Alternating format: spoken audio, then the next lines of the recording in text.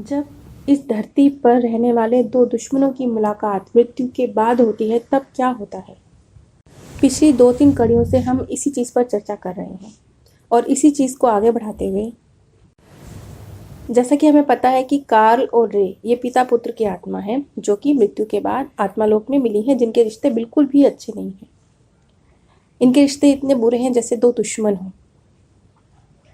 तो आत्मालोक में रे का जो एक्सपीरियंस रहा, उसने कहा कि बिल्कुल हम दूसरे का मन हमारे मन के साथ बदला जाए, इस तरह की एक स्थिति आती है जिसमें मौका दिया जाता है दो आत्माएं एक दूसरे को बिल्कुल उनके मनोभावों के साथ, सिर्फ इतना नहीं कि उन्होंने धरती पर रहते हुए अगर कोई गलत कर्म किया था, किस भावना के तहत किया था, क्या रीज़न था, कौन सी चीज़ उन्हें फोर्स कर रही थी, किस वजह से ये कर्म उन्होंने कर डाला। धरती पर तो हम नहीं समझते ना, लेकिन सोल वर्ल्ड में आत्मा इस चीज़ को समझती है और इसके लिए दो मनों का बिल्कुल आदान प्रदान हो जाता है। अब धरती पर तो नज़र कुछ और होती है। मान लीजिए हमें पता भी हो कि किसी व्यक्ति ने अगर कोई गलत कर्म किया है तो उसके अंदर कोई वासना है, कोई दर्द है, कोई बीमारी है, कोई अहंकार का गुण है, मान लीजिए कुछ भी उसमें अवगुण है, हमें मालूम भी होता है। धरती पर हमें वजह पता भी होती है, लेकिन हम उस वजह के प्रति इतने सेंसिटिव नहीं होते। हम कहते हैं कि नहीं, ये बंदा गलत है, वजह कुछ भी हो हमें नहीं पता, हमें पता है ये बंदा गलत है, बात खत्म, इसने गलत कर्म किया, वजह कुछ भी हो हमें नहीं लेना देना। सोल वर्ल्ड में ऐसा नहीं है। सोल वर्ल्ड में आपको वजह से लेना देना है। आप बिल्कुल इस बात को समझ रहे हैं कि मान लीजिए किसी व्यक्ति ने कोई गलत कर्म किया, वो अहंकार के वशीभूत होकर किया आपके साथ, मान लीजिए आपकी बेइज्जती करी तो अहंकार की वजह से करी। अब जब मृत्यु के बाद दो आत्माएं मिलेंगी तो आप बड़ी क्लियरली देख पाएंगे कि इसके अंदर बहुत बड़ा अहंकार का गुण है, और फिर आपको उस पर क्रोध नहीं आएगा बल्कि उस पर दया आएगी कि भैया बेचारा है, एक बहुत बड़ा विकार। जैसे हम किसी बीमार को देखते हैं ना तो हम उस पर तरस भी खाते हैं ना कि भैया ये बंदा बहुत बीमार है, बेचारा चल नहीं सकता, इस पे तरस खाओ ना, इसको परेशान मत करो। हम थोड़े दयापूर्ण व्यवहार करते हैं ना, किसी बीमार को देखते हैं या किसी लाचार को देखते हैं। बस ऐसे ही सोल वर्ल्ड में जब हम अपने दुश्मन को भी देखते हैं और उसका क्या अवगुण था जिसकी वजह से उसने दुर्व्यवहार किया, उसको देखते हैं तो हमें उस पर ऐसे तरस आता है, ऐसे दया आती है जैसे कि धरती पर किसी बीमार पर आ जाती है आपको। अब कोई पागल हो और वो आपको गालियाँ दे के चला जाए तो आपको कितनी क्लियर होता है ना कि भैया ये इस बंदे का दिमाग सही नहीं है, इसलिए इसने मुझे गाली दी। आपको बुरा नहीं लगता, आपको मेरी बेइज्जती कर दी, आप ऐसे नहीं कहते, आप शांत रहते हैं। बल्कि न सिर्फ शांत रहते हैं बल्कि कहीं ना कहीं हो सकता है आपके मन में ये भी हो कि बेचारा बीमार है, पागल है। ये वाली चीज़ होती है आत्मालोक में। इसीलिए ऐसी स्थिति में दो आत्माएं एक दूसरे का बिल्कुल आदान प्रदान कर लेती है। अब हम जैसे कार्ल और रे के केस का जिक्र कर रहे थे, तो यहाँ पर डॉक्टर न्यूटन का एक सवाल था कि क्या जब आप ऐसे करते हैं, मनों का आदान प्रदान होता है बिल्कुल, तो एक क्षमा का भाव आता है मन में कि सामने वाले ने जो आपके साथ गलत कर्म किया है उसके लिए आप उसे माफ़ कर देते हैं। तो इस पर जो रे का जवाब था वो बहुत खास था, बहुत महत्व रखता है। उसने कहा यहाँ इसकी अपेक्षा कहीं अधिक है। देखिए, जब हम धरती पर भी किसी को माफ़ करते हैं तो एक तरह से हम बड़प्पन फील करते हैं ना।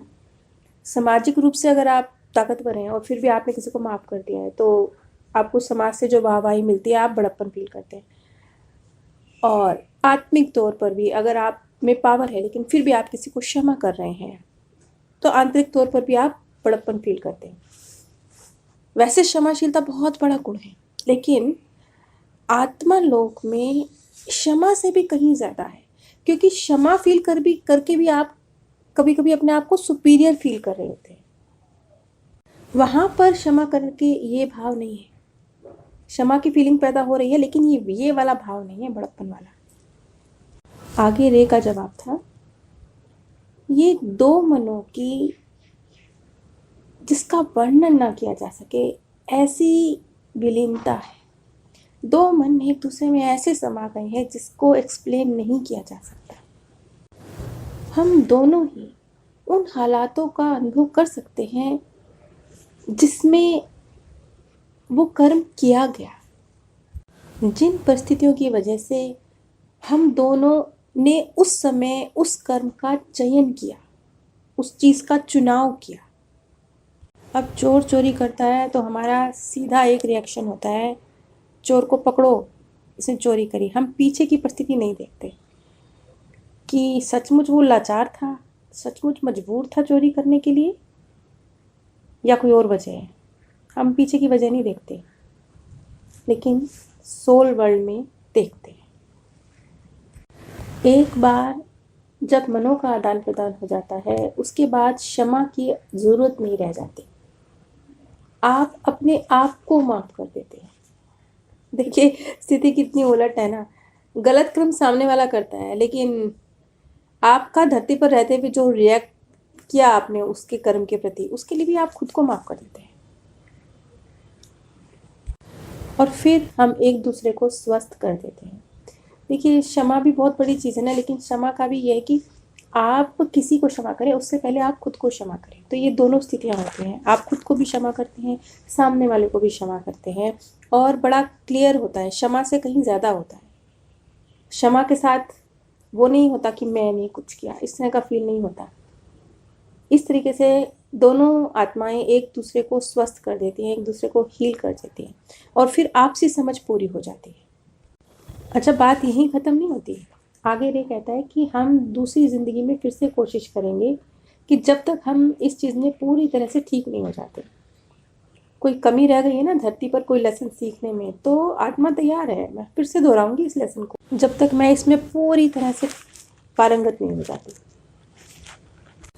अब ये अपनी आखिरी ज़िंदगियाँ जिस तरीके से कार्ल और रे ने बिताई थी, उसमें जो कड़वाहट थी उसे ख़त्म करने के बाद, और आत्मा लोक की जो थोड़ी बहुत शुरुआती कठिनाइयाँ हुई कार्ल और रे को, उसके बाद फिर वो दोनों अपने आत्मिक ग्रुप में जाकर शामिल हो गए, क्योंकि था तो उन दोनों का एक ही आत्मिक ग्रुप ना। अब जो कार्ल था पिता, जिसने अपने पुत्र रे के साथ गलत व्यवहार किया जीवन में, रे की आत्मा को देखने से पहले उसके जीवन की जो समीक्षा हुई, मूल्यांकन हुआ, उससे भी पहले कार्ल को अंदाज़ा था कि उसने कितनी पीड़ा और कितना कष्ट दिया है रे को। उसने जो कुछ भी रे के साथ किया वो वाकिफ़ था, बहुत अच्छी तरह से उन सब चीज़ों से वाकिफ़ था। उससे भी पहले वाकिफ़ था जब इन दो मनों का आदान प्रदान हुआ। हमारा जीवन एक कैनवस की तरह है, जिसके ऊपर हम खुद ड्राइंग करते हैं। अगर आपका कोई पारिवारिक सदस्य है या आपका कोई दोस्त आपके प्रति बहुत ज़्यादा कठोर है, दुर्व्यवहार कर रहा है आपसे, आप पर ध्यान नहीं दे रहा है, आप पर अविश्वास करता है, तो आप जो देख रहे हैं वो उसकी जो पर्सनैलिटी है उसका एक बाहरी व्यक्तित्व देख रहे हैं। उसके आत्मा के पास ये सब करने की बहुत सारे वजहें हैं। कुछ कर्म संबंधी वजह हो सकती हैं, कुछ आत्मा के पास कार्मिक अकाउंट हो सकते हैं, कुछ आत्मा के अपने अवगुण हो सकते हैं, और कुछ जैविक कारण हो सकते हैं। मान लीजिए जो मस्तिष्क उसे मिला है उसमें ही कोई डिसऑर्डर है, कोई शरीर उसे मिला है वही पूरी तरह से सही नहीं है, उसके साथ उसकी सोल सही तरीके से चल नहीं पा रही है। इस वजह से भी व्यक्ति गलत व्यवहार कर सकता है। थोड़े अलग अंदाज में समझे तो जैसे पागल होते हैं ना, पागल कई बार गलत व्यवहार कर रहे होते हैं, कई बार बहुत बार करते हैं। कोई चीज़ तोड़ देना, किसी को कुछ नुकसान पहुंचा देना, कपड़े फाड़ देना, वो गलत व्यवहार कर रहे होते हैं, लेकिन उसके पीछे का गलत व्यवहार करने की वजह हमें पता है। मानसिक डिसऑर्डर, बंदा मानसिक रूप से अस्वस्थ है, कुछ वजह है, हमें पता है। बहुत सारी वजह हैं, जैसे कि ये तो हो गई प्रत्यक्ष वजह। क्यों? क्योंकि वो तो एक फिजिकल बीमारी की तरह आपके सामने आ गई ना, कि भैया उसको कुछ वो पागलपन की बीमारी है, इसलिए वो गलत व्यवहार कर रहा है। प्रत्यक्ष हो गया ना, आपको अपनी आंखों से दिखाई दे गया, इसलिए आपने इस चीज़ को ईजिली समझ लिया। लेकिन कोई और व्यक्ति जो आपके साथ गलत व्यवहार कर रहा है, वो भी तो मानसिक पागलपन का शिकार है। फ़र्क सिर्फ इतना ही तो है ना कि वो ढका हुआ है, वो दिख नहीं रहा आपको। वो इतना प्रचंड नहीं है कि वो उभर के सामने आ जाए और वो व्यक्ति पागल है ऐसा आपको दिखने लगे। लेकिन अंदर, जो मस्तिष्क के अंदर कुछ रासायनिक परिवर्तन है, कुछ रसायन हैं जो सही से काम नहीं कर रहे हैं, जो मस्तिष्क उसे यूज़ करने के लिए मिला है, उसी में शायद कुछ डिफेक्ट है। इस वजह से वो व्यक्ति गलत व्यवहार कर रहा है, ये भी एक रीज़न है। नज़र का परिवर्तन देखिए ना,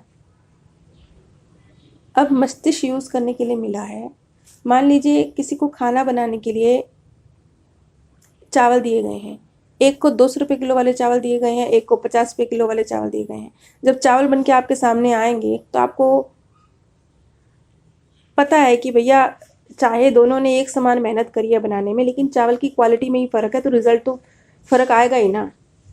इसके लिए उनको दोष ना देना, उनकी मेहनत तो इक्वल थी। जिसने 50 रुपये वाले चावल बनाए उसने भी वही मेहनत करी, जिसने 200 रुपये किलो वाले चावल बनाए उसने भी वही मेहनत करी, लेकिन चीज़ में ही फ़र्क था ना। इसलिए मेहनत इक्वल होते हुए भी रिज़ल्ट अलग अलग है।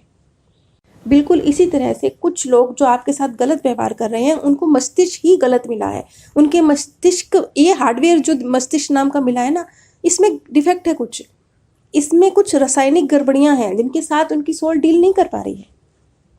अपनी तरफ से मैक्सिमम एफर्ट करने के बावजूद भी इस नज़र से सोचेंगे तो दूसरे व्यक्ति को माफ़ करना बड़ा ईजी हो जाएगा, उसे समझना भी बड़ा ईजी हो जाएगा। अब मान लीजिए किसी व्यक्ति ने बचपन में बहुत गरीबी देखी है, बहुत गरीबी देखी है, रोटी भी नहीं है उसके पास, उसने ऐसे हालात देखे। बड़ा होने के बाद मान लीजिए उस व्यक्ति के पास बहुत धन भी आ जाए, तो भी उसका दो अलग अलग व्यवहार डेवलप हो सकता है। एक तो व्यवहार ये डेवलप हो सकता है कि वो बिल्कुल फिजूल खर्च हो जाए और बस ठीक है मैंने इतनी कमी देखी है उसकी भरपाई करूँगा।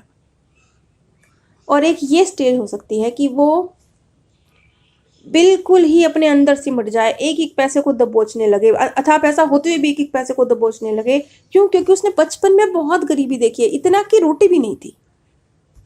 अब ये चीज़ क्या हुई?